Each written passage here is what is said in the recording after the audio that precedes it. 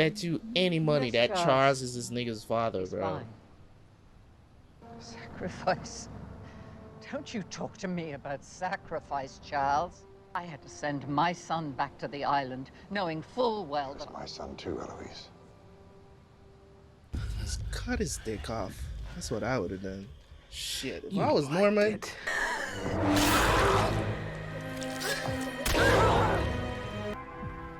Tu sei una carteggiani? Se volete ricerà così. Io pensavo che mio figlio se ne fotteva. Federico prima. Tu sei più buono col gioco mio.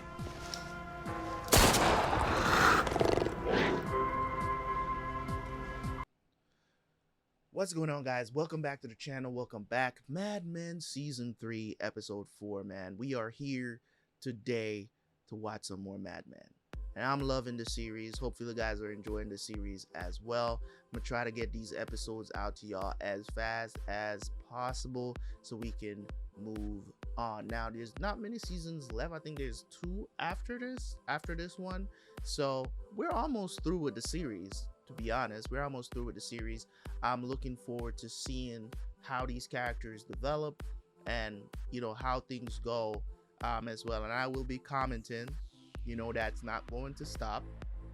I will be commenting through these episodes as we go along. So make sure you guys get your Twitter fingers ready because, you know, you're gonna have, you know, we might have opposing opinions, and that's okay. Just don't call anybody else in the comment section names or me. You know what I'm saying? Just you know, keep it cool, keep your arguments, you know, make your argument and move on. You can also decide to unsub from the channel because of my views. That's okay too. It's all good.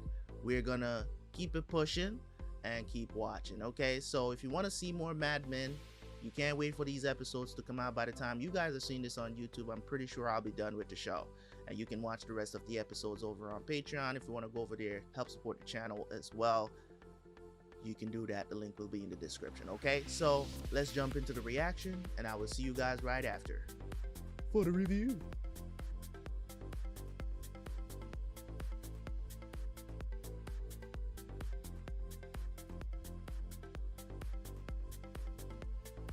I don't care if it's windy or rainy.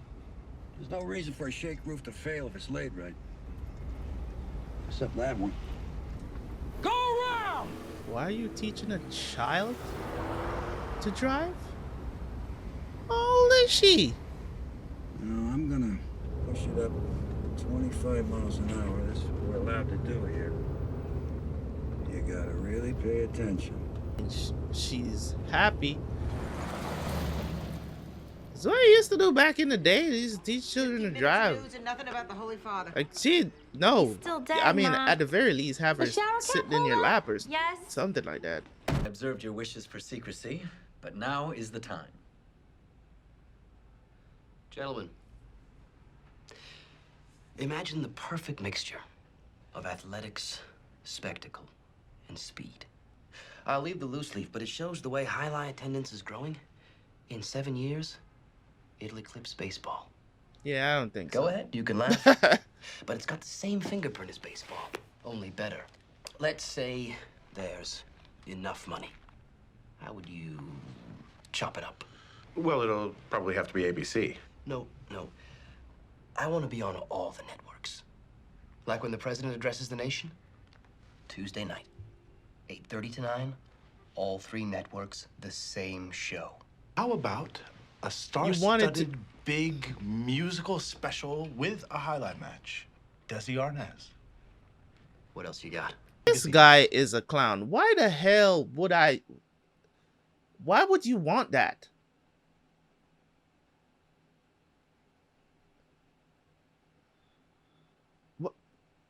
Why would you want that?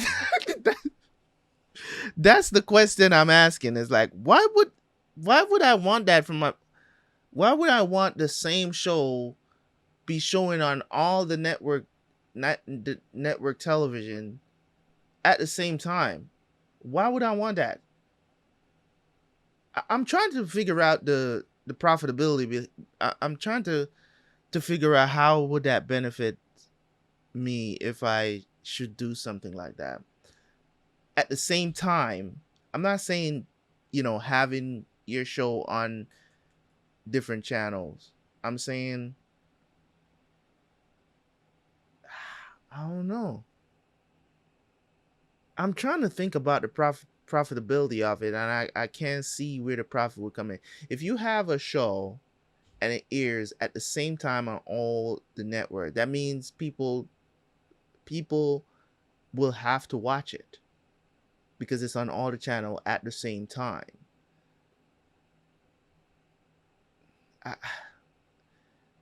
I guess I could see the profitability in that, but there's still also the why would I want to do that though? Because if you have your show on all the channels, but it's at different time slots, don't you have the same benefit? I guess no, you wouldn't have the same benefit because, prime time is prime time. So, that time slot that he wanted to, that's kind of like a really good time slot. Usually people put their kids to bed at about 8 o'clock on weekdays. So it's a good time. Parents are relaxing, winding down. They could watch the show. I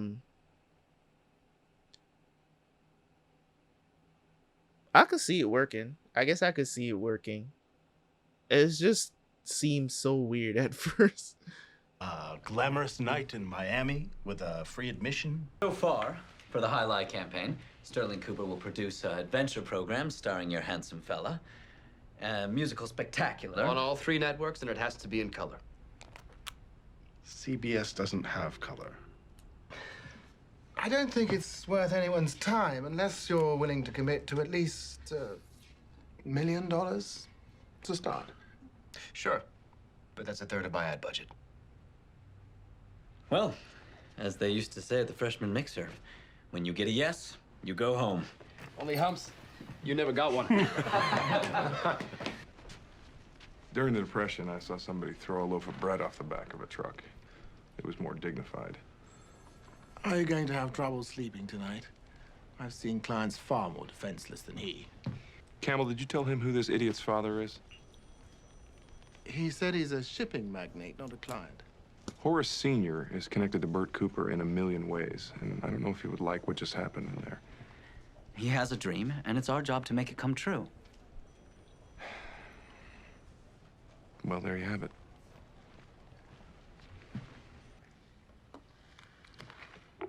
What do you want, Daddy? It's all laid out in here. Funerals are a dishonest business. People don't want to think about it, that's how they get you. Remember what happened with your mother? The will's, translucent or transparent or something, according to the lawyers. You run the show. Okay, Daddy. How about the house? You don't want to hear about it. Scarlet O'Hara. I have the folder. It's the house. I don't understand why you like talking about this when you can see so clearly that it upsets me. Well, selfish and morbid. I'm your little girl. And I know it must be horrible to be looking at whatever you're looking at. But can't you keep it to yourself?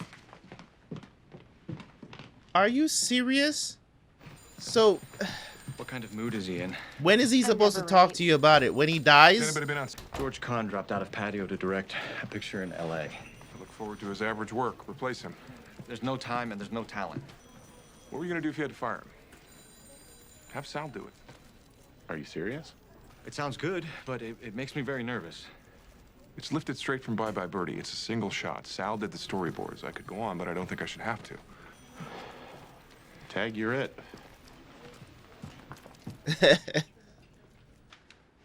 Don, look at this. Victory Medal, France. I should have another for beating the clap. Germany's greatest soldiers. You had to respect that. That's where I got him. See that? Dried blood. You shot him? I think so. I shot lots of them. They were trying to kill us. Living off the land. That is like battling the elements. What is going on right now? Standing alongside your brothers. Ask your pop. Gene. What? Gene, don't. Bobby, it's a dead man's hat. Take it off. Keep it on. It's yours.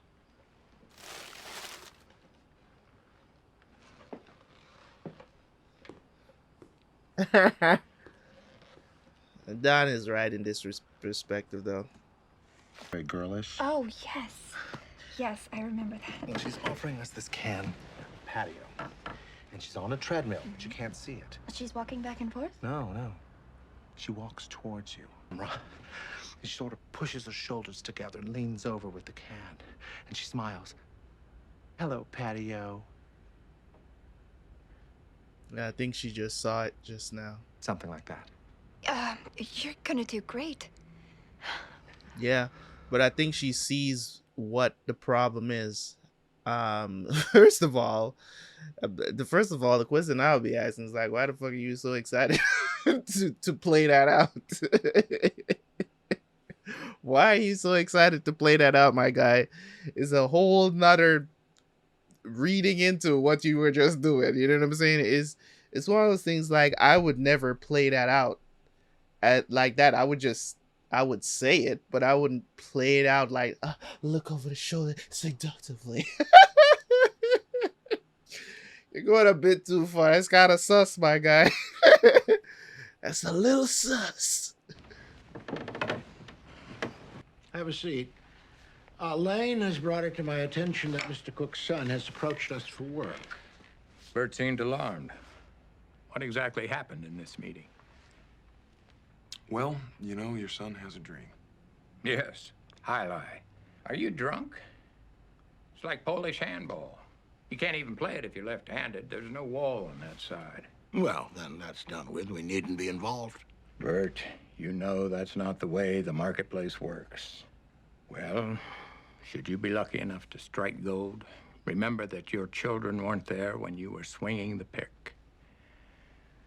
I've seen his plan. It's gibberish. But if you refuse him, he'll only find someone else. Perhaps when that evaporates and his face is pressed against the reality of the sidewalk, he'll be of value to someone. Kill or be killed, eat or be eaten. That's how I was raised. So you want us to proceed? We didn't know what kind of person we were making. When you grow up Don't be so privileged, hard on that can yourself. happen. Easy for you to say. He doesn't have your name. You stay for lunch. No discussion. Either way, there's a lot of points to point out here. A lot of different subject matter that they're talking about. In case of people, you know, kids that have grew up privileged and stuff like that, they tend to be they want to do the stuff that their parents do. They tend to. I'm not saying they always do, but they tend to want to do what their parents do. Like they want their own success, but a lot of time it's like they really don't have the and another thing is like you do not, as a parent, you don't want to discourage their ideas either. So it's like sometimes, you know, if you refuse or you tell them that, you know, that's not a good plan or whatever the situation is, like if you tell them that, a lot of times they'll lash out. They'll say, oh, so you don't want me to get my own money and all this other stuff. And it goes in that direction where you essentially have to let them fail up, you know, at their ideas, but it's going to come at your expense because it's your money that they're using to go to do these ventures. Right. So you eventually just have to let them fail. But a lot of times what happens is that it feels, there's more money to go do the next thing. So, you know what I mean?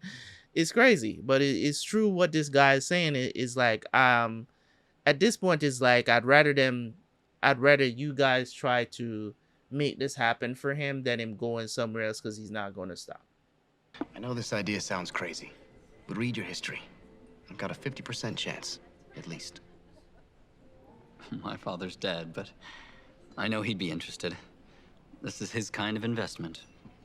I think I might not be president, but I could build something.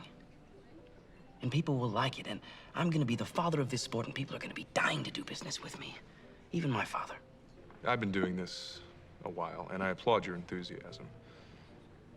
But I think you should take this decision a little more seriously. What are you saying, Don? Let him talk. But I think you should reevaluate this particular obsession. You can do better. You zig away from me and I zag back into your arms. You know, I got the galleys of this book by Ogilvy. Learned a lot about advertising. It's actually Ogilvy, but... Why aren't you eating dinner with Ogilvy? Ogilvy. It is. Because Campbell talked me out of it. If High Life fails, it's your fault. How is that our fault? Don't apologize. Everybody thinks that. Nobody says it. Don, there you are. I was just on my way over to Lane. I've got signatures. Horace Cook Jr. is all dressed and ready for the oven. In light of all of the trepidation, perhaps you should deliver this to Lane yourself. To form the Home Office, there was a flutter of adding machines. Well, you heard him, boys. Don't stop until you see the whites of his pockets. Cosgrove. Oh, good God. Bill it to the kid. Just take all his money. But at the end of the day, can't say he didn't get both sides of the story. I wanted to buy fruit. What do you want? Peaches, please. Peaches give me a rash. Your sister likes them. Jeez. It's Mommy.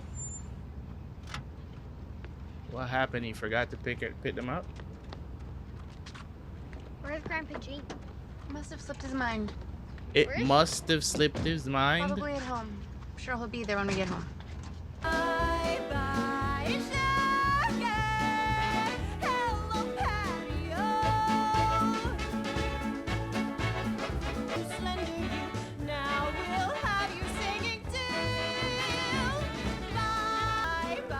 Isn't this copyright infringement though?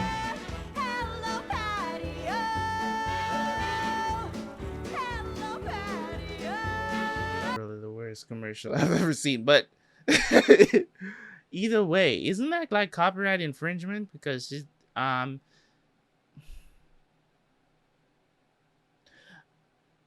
maybe back then copyright. Nowadays you can't do stuff like that. I literally you can't even make this sounding of a song on YouTube without your video getting claimed. You know what I'm saying? Like, it's crazy. It's crazy, bro. When it comes on to the music scene and how things like, yeah, like you can use, I think probably about 3 to 4 seconds of music or something like that. Or, you know, of course, non-copyright music. But I can't even, like, I can't hum any song. If you hum it for too long, your video get claimed by the song you're humming. It's crazy. Because I think Bye Bye Birdie is from a play. Well, I appreciate that, but this is, I don't know, it's not what I thought it was gonna be. I can't put my finger on it. I wish I could, but I can't. It's an exact copy, frame for frame. I'll tell you what, why don't we send a dupe back to the office with you? No, I'm sorry. I want to be magnanimous and say it's our idea and our failure. But it is a failure. Yeah, that is a terrible idea. I was never on board with it because I'm looking at the albums. It's like, that's so cheesy. Like, what's happening? Mommy, did he die? There's a policeman. Hurry! We regret to inform you that he passed away. Shit. Oh no! I'm fine. What happened? He collapsed in line at the A&P.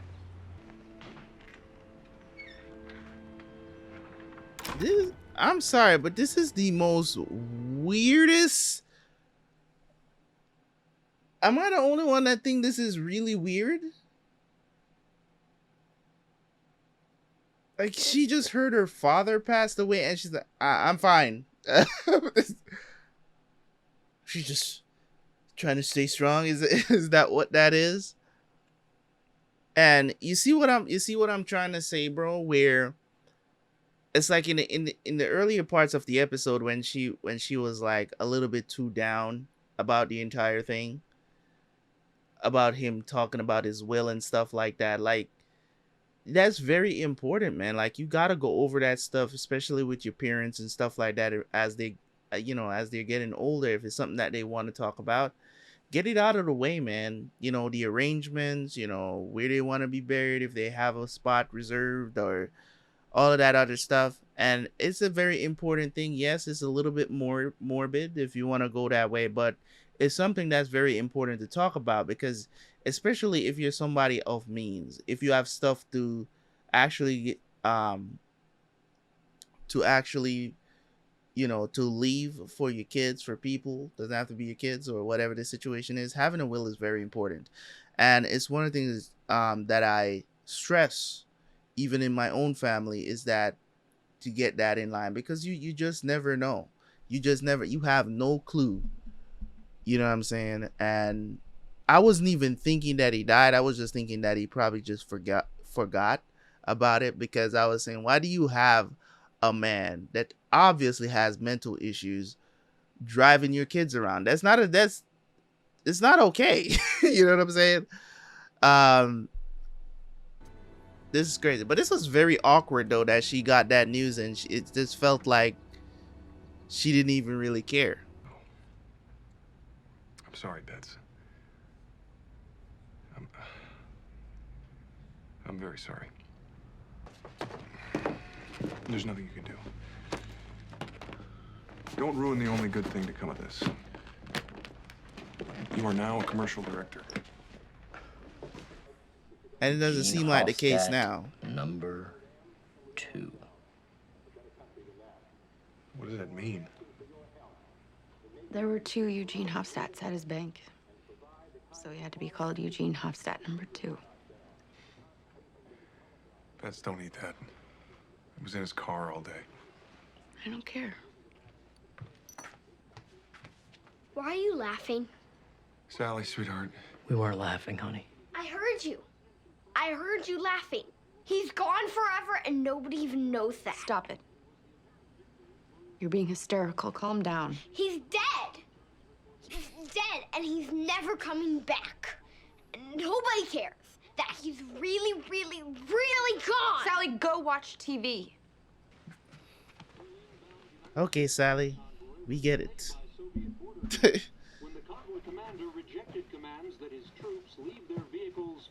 People grieve in different ways, so we literally if you should go around for like when people die, for us it's a moment of laughing and crying, remembering the person in different ways and stuff like that. It's always a hoot. For a whole week we just greet, with family, talk, you know what I'm saying, all this good stuff, so yes, Sally is being a little hysterical, but that's just because she's a child. She doesn't really understand that, people grieve in different ways. I have been to, meetups after people die and stuff like that, and people just laughing the whole entire time, because that's how they're grieving, that's how they're dealing with it. So it's just, she just doesn't understand, because she's a kid and she's grieving in her own way as well. It's just, she finds it disrespectful because she thinks that you're supposed to be crying and feeling bad. Crowds.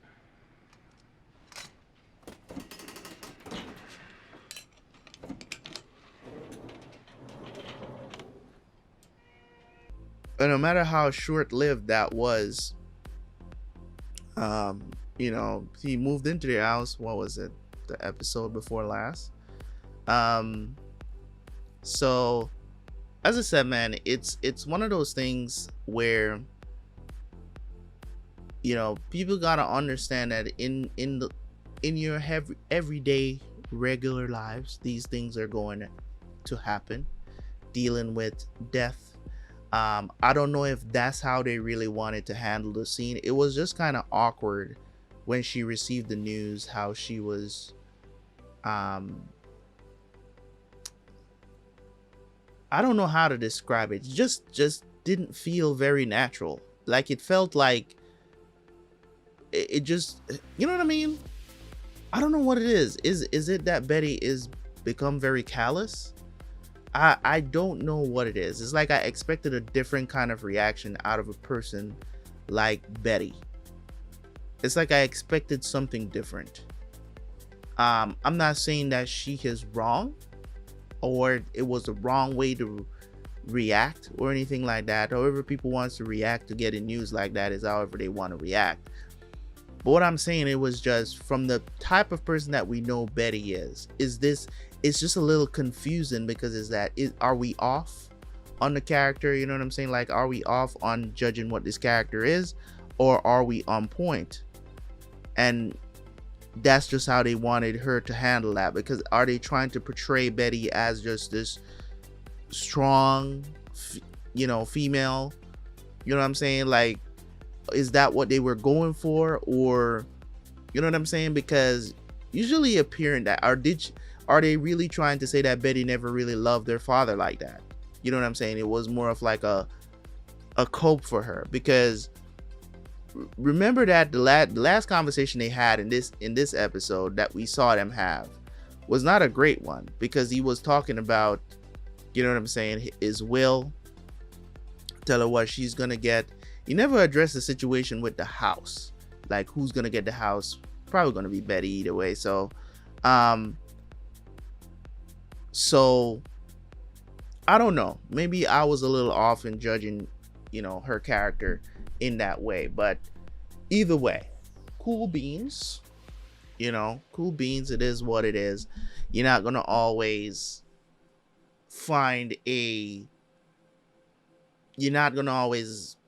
see people react the way how you want them to react, or the way how you expect them to react to a certain thing. It was just a little off. People hear that their parent died when their parent was, you know what I'm saying, I don't know, because it doesn't seem like he was abusive towards her or anything like that. It just, you know what I mean, like she loved him, it seemed to me. So it was just a little off there. Sally's response was very on point. It was very hurting for her, and as a child, to know that she's that age and understands death like that is good. And I say this in a good way. You know what I'm saying? I'm not saying that, you know, that I believe that the earlier a child understands what death is, and you know what I'm saying, some people will save their child that quote unquote trauma, if you will, until they get a bit older, maybe even teenage years, to understand. I think that is absolutely ridiculous. I think that I understood death very early on, you know, and understanding that, and nobody coddled me. You may look at that and maybe say maybe my parents should have, you know what I'm saying, but nobody coddled me when I experienced death for the first time, when I experienced death of a pet for the first time. Nobody coddled me. You just understood that, okay, that's what happened. Maybe that's the reason why I am the way I am today when it comes on to death, and the way how I deal with death. Maybe that's the reason, because, you know, I don't necessarily stay emotional for very long when it comes on to that stuff. If somebody dies that I know, it's very emotional. You get what I'm saying? Like, I'll cry my tears, not boo-hoo crying, but, you know, they are tears. You know what I mean? And then I can still sleep. I remember the first time it happened to me, I couldn't sleep. I couldn't fall asleep because the images that were in my mind, and I had to, like, you know, sleep with my, you know, in my mom's bed, you know, with her, kind of comfort in a way. And it still didn't help, but you felt some sort of comfort there, you know what I mean? As a child, I remember that very vividly, because stuff like that kind of stays with you, you know what I'm saying? And that doesn't affect me that way anymore. I don't know if it's because I got older. I don't know if it's just because I just have a greater understanding that it's inevitable for everybody. You know what I'm saying? I don't know if that's what it is, but either way, you know what I mean? It's just, it works. You know what I'm saying? Like, it works. So, for me, it may not be so for everybody else, but I don't know how else to describe this. When it comes on to it, I handle it a lot better today than I used to handle it as a child. And it doesn't go like that for everybody. Some people still, as old as they get, they can't handle it, even though they know that it's inevitable for everybody. You know what I'm saying? Sometimes, of course, it's devastating, because it's like, you know, it could be somebody young. I've lost people that are way up in age, 80, 90 years old, 70 years old. And I've lost people who are teenagers and in their 20s, 30s. So it's inevitable either way. You know what I'm saying? But I think it hurts a lot more when that person is younger, because you're like, you know, sometimes you can feel a little bit of guilt. You know what I mean? You can feel a little bit of guilt. It's like, oh, man, I got to see 30 years and this dude didn't even see 30 years. You know what I'm saying? It's, you know, but you learn how to move on. And maybe I move on a little bit quicker than most, you know what I'm saying? Because I understood death. And maybe that's just, I don't know. I don't know. I'm not prying for, you know, some candy, or I need a prize or something because I can do that. I just, you know, as I said, as I described, it's like people handle death in different ways.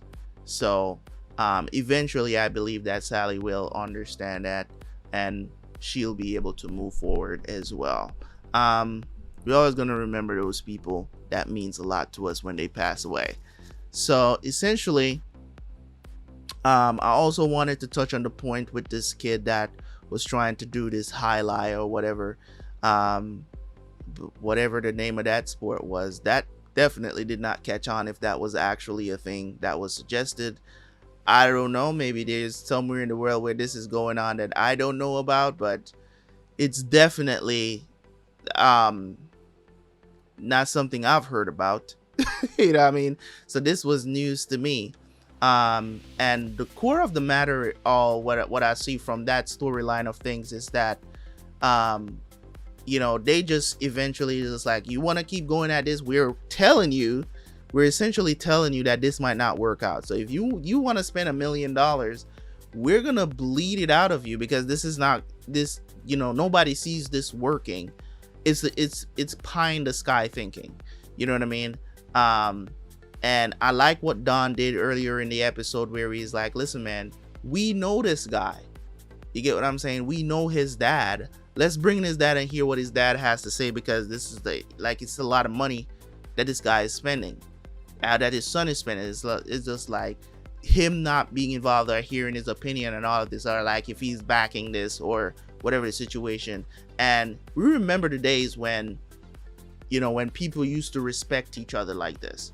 You know what I'm saying? In respect, like if I know you and somebody else, if I know that your kid is down the street misbehaving, you know what I'm saying?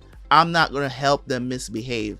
I'm going to inform the parent that your kid is misbehaving. You know what I'm saying? Now it's up to the parent to know how to handle that or whatever the situation is. But nowadays that don't happen that often. You get what I'm saying? People just kind of leave people's kids to their whatever they see them doing and stuff like that. Even as a community, right? Even as a community, you see that dynamic has changed. You know what I mean? Like I'm used to, from back home, I'm very used to like talking to neighbors, knowing your neighbors. I can't tell you who my neighbor is. I don't know their name. Because literally probably never. I've seen them probably once or twice since I've been in this neighborhood. Once or twice, right? Nobody really knows anybody. You know what I mean? So it's like, even if you should see a child misbehaving outside, you don't know who to talk to. You don't know who their parent is. So it's weird. I mean, the American dynamics, I don't know. I would think that it used to be different back in the day, but nowadays people don't care to know each other, really, or even make the effort to know people. Maybe in other states it's a little different because it's a more rural.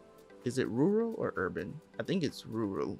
More rural areas, countryside, if you will, where it's a small knit community and stuff like that. Maybe it's a little bit different there.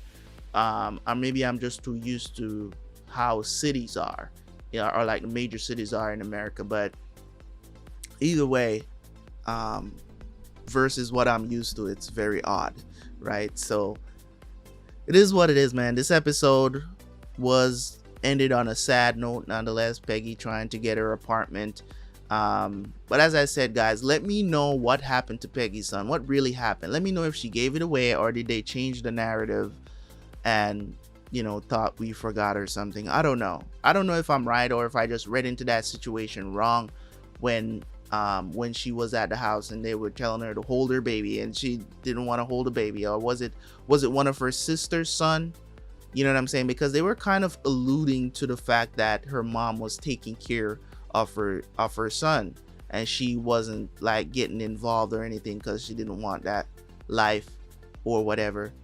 I know when she was in the hospital, she did refuse to hold the baby. So I don't know what happened from there. You know what I'm saying? Like, it's kind of, let me know, and then I will stop talking about it. Okay. So I do appreciate you guys, man. This was another great episode of Mad Men, nonetheless, of all the talking as well. I appreciate you guys, man. Leave a like, leave a comment. I will catch you guys for the next one, man. Peace.